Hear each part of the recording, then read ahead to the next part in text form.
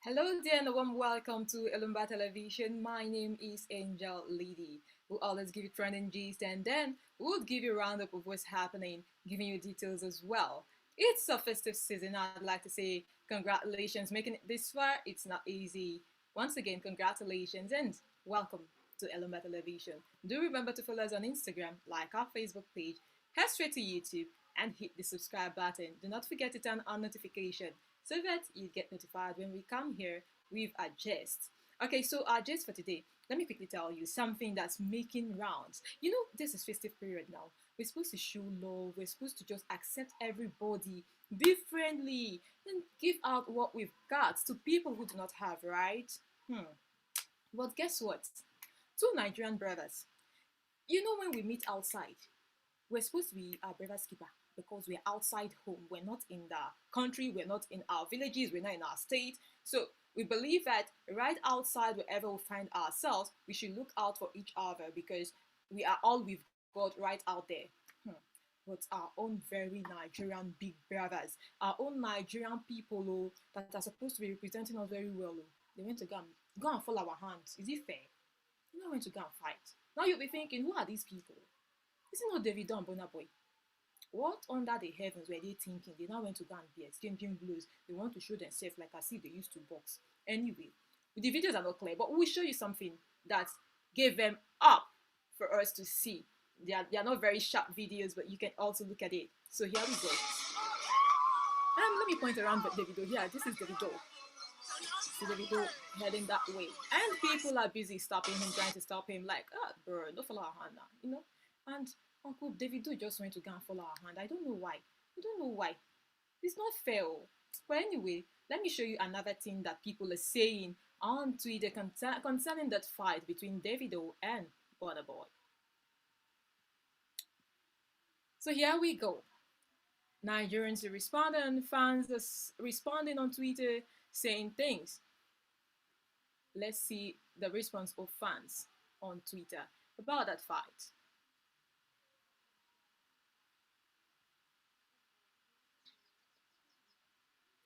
Okay, we'll give you a rundown and then the response. So here, according to several unconfirmed reports, Nigerian singers Davido and Burnaboy got into an altercation at a nightclub in Ghana, all the way to Ghana. A video shared by a Twitter user shows the moment a furious man resembling Davido attacked another man reported to be Burnaboy at Twist's nightclub. It is unclear whether those in the video are the two Nigerian superstars at the time of filing this report, as neither of them has retweeted to the video or reacted to the video. While some took sides about which of the singers will win in a fight, some others likened the reported fight to the biblical fight between David and Goliath. People are not nice, Okay, so here's a video. I did show you that one before. Okay, so there have been several reports of bad blood between Davido and Burnaboy. In May this year, Aloma DMW, who is one of the members of Davido's 30 billion gang, issued a stern warning to Burnaboy. The warning came after Burnaboy allegedly dissed Davido. Reacting to the diss, Aloma DMW said that Burnaboy was trying to bite the hand that fits him. Aloma alleged that Davido put his performance at one African Music Fest on the line after Burnaboy was denied access. In the video, Aloma posted he also called Burnaboy ungrateful and that Aloma, is ready to come for Burnaboy if he keeps on hating on Davido. Aloma also advised that hating on one another is not the right way to grow. Now, following the emergence of this new video on social media, this is how Nigerians on social media are reacting to the alleged fight between the two singers. Now, this is from Richard. Richard says, it's very funny to think Burnaboy would beat Davido in a fist fight. If Davido no beat am like Query, make I know wetin cause am. Nigerians are not smiling. Okay, this one is from Marvin, the paranoid android. Marvin says, if Davido really fought Burnaboy, then he wouldn't be the first David to have fought a giant. Oh God. Alright, see another one. Davido and Burnaboy really exchanged blows in Ghana. That's a question. Well, we're waiting for them to come and clear the air, tell us if they did fight or they were trying to fight or it's just a rumor. And this one says, I like how Wizkid, aka Wizzy, was minding his business at the nightclub in Ghana during the whole Davido and Burnaboy wahala. You don't ever see antelope put mouth for lion and tiger fight before. Well, it won't happen. We can't see the video of Davido and Burnaboy fighting in a club in Ghana. Those people, they use candle for club, no light. Okay, so Wiz and Burna Boy did Ghana and no one talked about it. No blogger said anything about it until Davido got to Ghana. And then Davido don't land. News don't they? Well, those are response from fans of the two superstars, and we're waiting for them to come and clear the air or tell us yes, they actually did fight and maybe why they fought. But if actually they did fight, I don't know. What will you say? Will you be disappointed? Will you feel they're following your hand? We don't know. Well, until they clear the air. Now let's give you a rundown of what we've got for you on our news table today. On our news, we have Central African Republic election overshadowed by violence. Central African Republic election overshadowed by violence. You get the detail in a moment. Over 1 billion naira has been paid to employees who got injured in the course of their work. NSITF. And we have you have 6 new Instagram COVID. Messages. Oxford vaccine researchers have found winning formula, AstraZeneca. We have second wave of COVID-19 taxes Abuja health facilities. And Lagos government arraigned 60 for driving against traffic. 2020 was defined by Donald Trump's dramatic downfall. Okay, so a quick look at the details of the stories that we just told you about.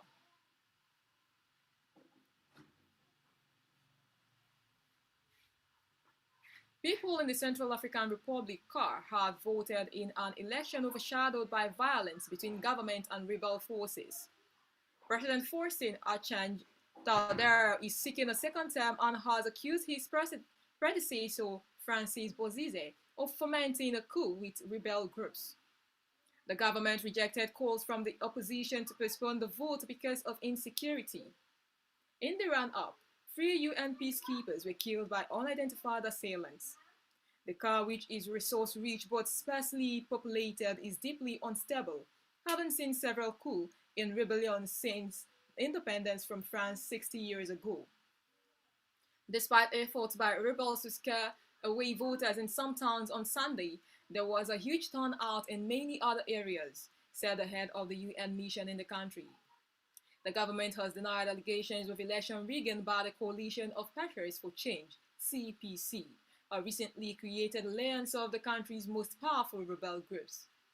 The rebel groups have seized several towns close to Bangui, clashing with government forces and looting property. Mr. Bozize, who is barred from running in the election and is under UN sanctions, denies government claim that he is plotting a coup by backing the rebels' advance. But shortly after voting started, he expressed support for the rebels, urging people not to vote. The UN on Friday condemned the killing of 3 of its peacekeepers hailing from Burundi as a possible war crime. It said 2 other peacekeepers were injured in the attacks, which took place in southern Bakoma and in Accra, in the center of the country. The CAR is one of Africa's poorest countries, even though it is rich in resources like diamonds and uranium. The UN, which has nearly 13,000 peacekeepers on ground, estimates that half of the population assistance and up to a fifth had been displaced.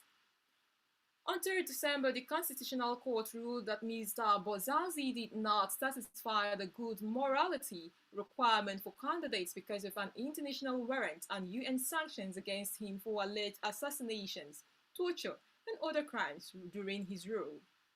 Mr. Bozize, a Christian, came to power after a coup in 2013 and subsequently won 2 elections that were widely seen as fraudulent.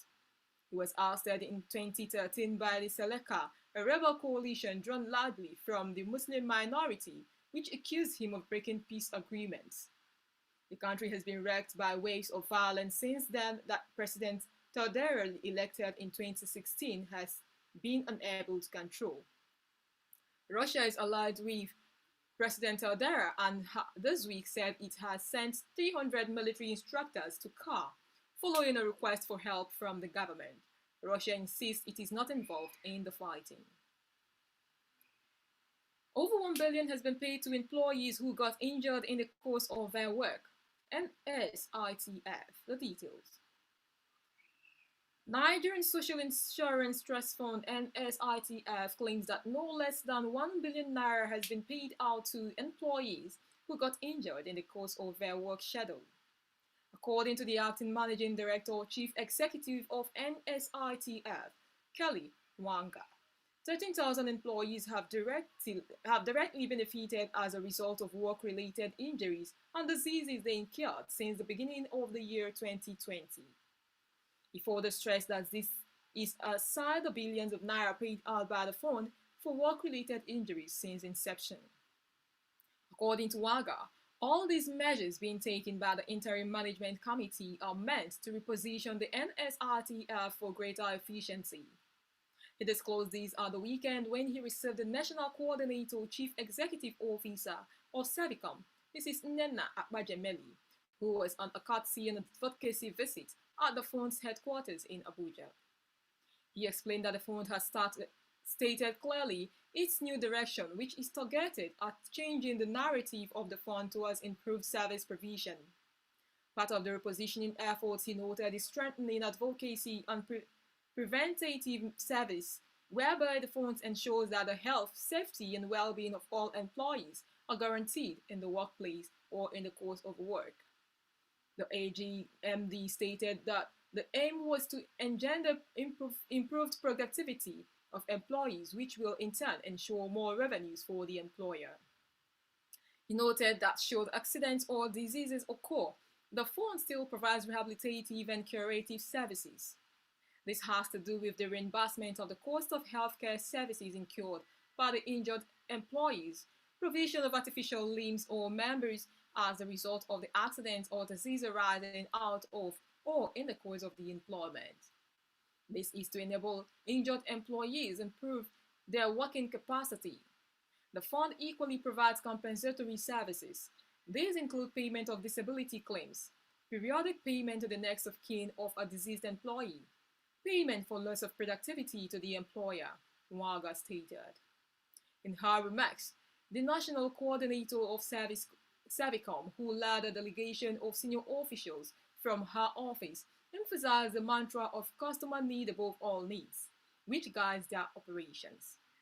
She advised that the place of stakeholders in running government service delivery should always remain a focal point in the activities of the NSITF. She also advocated for the fund to maintain more media visibility in the traditional and the new social media space. Her call for better service delivery is clearly in line with the redirected focus of the new management on service provision. Among the Servicom delegation includes Mrs. Stella Benson, Mrs. Ebele Iguilo, Mr. Tony Ochelebe, Mr. Mfon Inwanam, and Mrs. Henrietta Okokon. And we go to the next story that says COVID Oxford vaccine researchers have found winning formula for. This is from AstraZeneca, the details of the story. The head of the firm behind the new Oxford AstraZeneca coronavirus vaccine has said researchers have found a winning formula with order two-dose system. AstraZeneca chief Pascal Soriot told the Sunday Times he is convinced that subsequent data from the trial of the vaccine will show it has achieved an efficiency equal to Pfizer and BioNTech at 95% and Moderna at 94.5%. We think we have figured out the winning formula and how to get efficacy that after 2 doses is up there with everybody else, he said, adding, I can't tell you more because we will publish at some point. Mr. Sawyer's comments are likely to raise hopes for the vaccine as reports suggest the UK regulator could see the jab approved within days. Chancellor Rishi Sunak has praised vaccination efforts so far, telling the Mail on Sunday There will be tough days and months ahead, but there are reasons to look ahead to a brighter future and what 2020 promises. The early rollout of vaccine and the incredible work of our scientists and NHS means we can now see light at the end of the tunnel with this pandemic. On Christmas Eve, the Department of Health and Social Care said more than 600,000 people had received the first dose of a COVID-19 vaccine, according to the Press Association. So far, however, the rollout in care homes had been limited to 7 areas. The rollout of vaccine comes as a new variant of coronavirus continues to be blamed for soaring rates of cases across the country.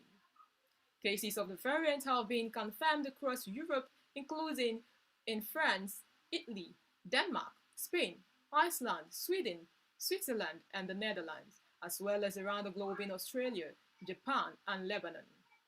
Meanwhile, Dr. Barbara Yaffe, the Associate Chief Medical Officer of Canada's Ontario province, said the first 2 confirmed cases were identified in a couple from the country's Durham region with no known travel history.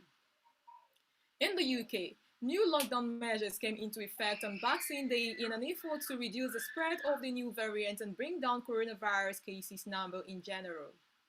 More than 6 million people in East and Southeast England went into the highest level of restrictions under the new measures. Areas that moved to Tier 4 include Sussex, Oxfordshire, Suffolk, Norfolk, and Cambridgeshire, parts of Essex not already in the highest tier, Waverley and Surrey and Hampshire except for the New Forest. The Tier 4 restrictions ask that residents stay home and enforce a limit on household mixing to 2 people outdoors. Under the rules, many shops will also be closed. Stay alert to stop coronavirus spreading. Here is the latest government guidance. If you think you have the virus, don't go to the GP or hospital. Stay indoors and get advice online. Only call NHS 111 if you cannot cope with your symptoms at home. Your condition gets worse or your symptoms do not get better after 7 days. In parts of Wales where 111 isn't available, call NHS direct on 045 4647. In Scotland, anyone with symptoms is advised to self-isolate for 7 days. In Northern Ireland, call your GP. That's there on COVID-19. Now we move to the second wave of COVID-19 taxes Abuja health facilities. The details of the story. FCT Permanent Secretary Mr. Deshola Olushade has said that the second wave of the COVID-19 pandemic has proven more deadlier, tasking resources of the nation's capital more. According to him, 86 patients are said to be receiving treatment during this Yuletide at the University of Abuja Teaching Hospital, UATH, Gwagwalada, under this day dome. Out of 86 COVID-19 patients in the nation's capital, UATH have about 42, this day dome 44, and Idu Isolation and Treatment Center none. However, 22 out of the 42 patients are said to be very severe and critical, and only surviving through oxygenation. This shows that the second wave is even more virulent than the first wave. Confirming the critical condition of the patient, Olushade, who toured the centers over the weekend, noted that apart from the 22 patients on oxygen, the reports about the place were impressive. Olushade said that while non-critical cases are being managed at home, 86 patients were receiving treatment at both the University of Abuja Teaching Hospital, UATH, and the This Day Dome centers respectively, with 0 cases at the Idu Center. The permanent secretary, however, explained that touring the isolation centers became necessary to ensure that they are adequately operational in view of the resurgence of the pandemic in the nation's capital, with evidence of being deadlier. Speaking on non-payment of allowances of frontline workers at the This Day Dome Isolation Center, the permanent secretary confirmed that FCT administration was paying attention to the complaints of non-payment of allowances by frontline workers at This Day Dome. He noted that the center was just recently transferred from the Federal Ministry of Health to FCT, saying, "There is no time we will not have the issues of allowance, but as they are rising, we are addressing them. It is only recently that this center was transferred to FCT, and we are making all efforts to address all issues. Meanwhile, the team lead at UATH Gwagwalada, Dr. Yunusa Tairu, also confirmed that the second wave of the pandemic has some worrisome severe elements, urged government to provide more oxygen and as well boost the morale of the frontline workers. Taro said we have severe and critical cases coming in and the need for oxygenation cannot be overemphasized, as at today, 22 of the patients are on oxygen. Also, the medical superintendent at this day, Dr. Moluku Victor, attested to the fact that all categories of frontline workers have not gotten their due allowances since September 2020 till date. Victor noted that while supplies for medicals and other necessary items were adequately taken care of, the issue of allowances was the major albatross to the operations of the center. All categories of staff are being owed their allowances, but the Secretary for Health has promised that we should expect something soon, that the FCT administration is working on it. We have been here since September working, both doctors, nurses, hygienic and maintenance teams have all been here and for 4 months now, no allowances. This place has just been handed over to FCT last month. All this while it has been the Federal Ministry of Health, Victor added. Lagos government arraigned 60 for driving against traffic. The details. Operatives of the Lagos State Environmental and Special Offences Enforcement Unit Task Force said it has concluded plans to arraign 60 vehicle owners and drivers for driving against traffic, that is one way, on BRT lane and causing road obstructions over the weekend in Lagos.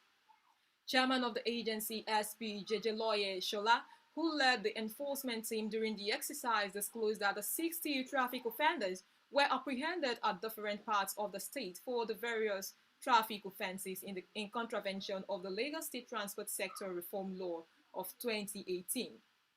He stated further that it was worrisome seeing both educated private car owners and commercial vehicle drivers driving against traffic or causing road obstruction to other road users across the state. Honestly, it is painful that with the high level of enlightenment campaigns and serious warnings by the government, motorists, including private car owners, are still driving against traffic with total disregard, without fear of crushing innocent passers-by or causing collision with oncoming vehicles. The agency will keep enhancing the enforcement of the law, which has been checking the excesses of motorists who drive with impunity on our roads, he added. The chairman commended Governor Babajide Sanwo-Olu for the donation of additional operational vehicles for the exercise tagged anti-one way to further boost traffic enforcement operations by the agency. SP Jejeloye confirmed that the Lagos State Commissioner of Police CP Hakeem Odumosu has directed that the enforcement operations on motorists driving against traffic on BRT corridors and road obstructions be intensified in every part of the state.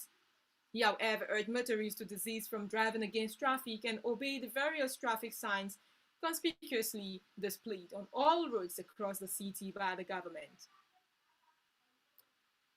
2020 was defined by Donald Trump's dramatic downfall. Donald Trump's rejection by American voters was no sure bet at the start of the year, with the economy countering his sane odds on to be re-elected. In February, the Senate, dominated by his Republican Party, dismissed the impeachment bid to remove him from office over allegations he improperly sought help from Ukraine to dig up dirt on Mr. Biden. Claiming to have been exonerated, Mr. Trump seemed to have the wind behind him.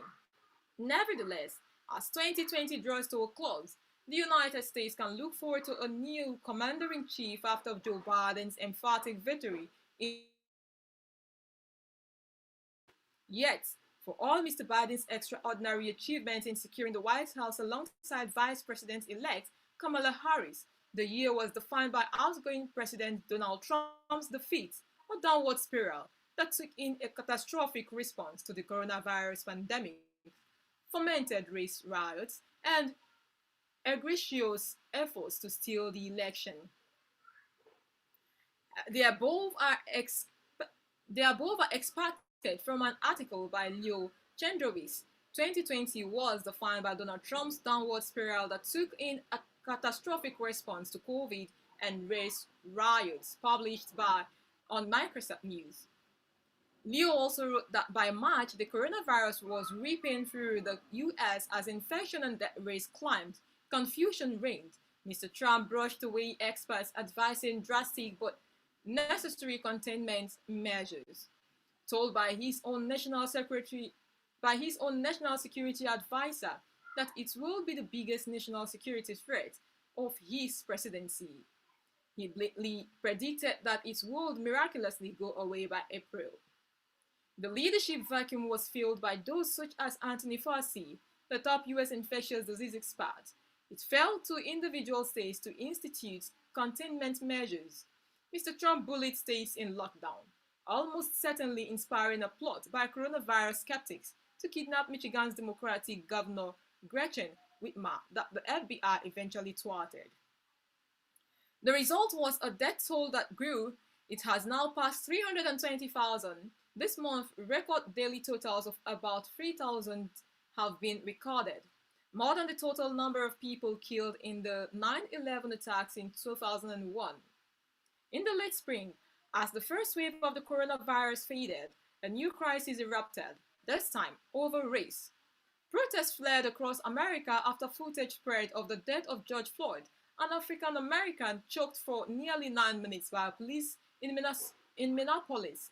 The Black Lives Matter BLM protests expressed righteous anger over police brutality and spurred a global outcry for justice for the people of color. Mr. Mr. Trump ignored these pleas. Instead, he encouraged police to use extreme prejudice against protesters and called BLM a symbol of hate. In one notorious incident, he ordered the tear gassing of protesters near the White House so he could have a photo opportunity at a nearby church. As for Mr. Biden, he recognized the importance of the moment, which was reflected in his historic choice of Kamala Harris, who is of Indian and Caribbean heritage, as his running mate. The election itself was a fraught process. Voter suppression was a real risk, with Mr. Trump encouraging Republican state legislatures to restrict polling in Democratic neighborhoods. With the coronavirus second wave approaching, many Americans concluded that the safest way to vote was by mail, even though Mr. Trump directed the U.S. Postal Service to slow down deliveries. Despite the obstacles, turnout at 66.7% was the highest it has been since 1900. With some closed states, it took 4 days before networks called the results for Mr. Biden, but the final tally showed a clear victory. He won by 51.3% to 46.9%, securing 7 million more votes than Mr. Trump, and took the Electoral College by 306 to 232. Congress is likely to be split. The Democrats retained control of the House of Representatives by a narrower margin of 222 to 212, but the fate of the Senate, currently poised at 50 to 48 to the Republicans, rests on to run-out votes in Georgia in January. If the Senate stays Republican, it would severely constrain Mr. Biden's ambitious agenda of recovery and renewal. As for Mr. Trump, he declared victory on the election night. He still refuses to concede, baselessly alleging election fraud. He launched dozens of lawsuits challenging results in key states. 59 to 60 failed, and tried coercing Republican state legislators to overthrow the vote. Democrats described this as either deranged loss denialism or an attempted coup, but it nonetheless fired up supporters to keep donating to his campaign. A large majority of Republican votes say Mr. Biden's victory was illegitimate. Yet, Mr. Trump's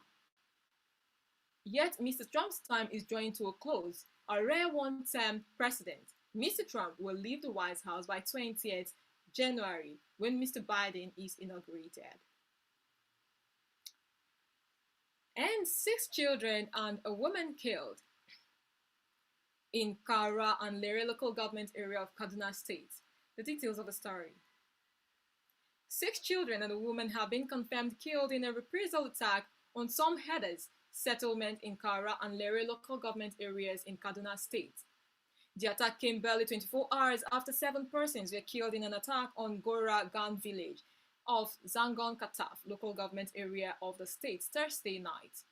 Kaduna State Commissioner for Internal Security and Home Affairs, Mr. Samuel Aruwan, who confirmed the latest attack in a statement, said Governor Nasser Ahmed El Rufai is worried by the renewed killings.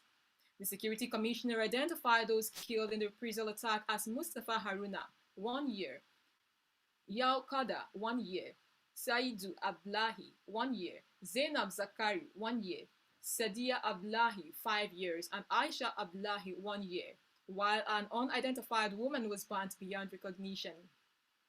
Arua also said that 2 persons were injured during the attacks, while 5 others were still missing. Governor Nasser El Rufai, who condemned the renewal counter killing, sent condolences to the families that lost their loved ones and wished them recuperating speedy recovery. He described the renewed killing and counter killings of innocent citizens as of Atiap and Fulani ethnicity as unfortunate. He decried the resort to violence, noting that it is not a solution to governance, to grievances and disputes, but a tragic way to escalate matters and drag people into more pains and misery. The governor directed the state's emergency management agency, SEMA, to provide relief materials to the affected families with immediate effect, the statement read. And this is what we got for you today on Elumba Television. And we're saying thank you so much for staying all the way, for listening. Do not forget to head straight to our Instagram page and follow our Instagram page. Go to Facebook, like our Facebook page, and also subscribe to our YouTube channel. Turn on notification. And this is the much we have for you. Until I come your way again, stay safe. Angel Liddy is out of here. Bye now.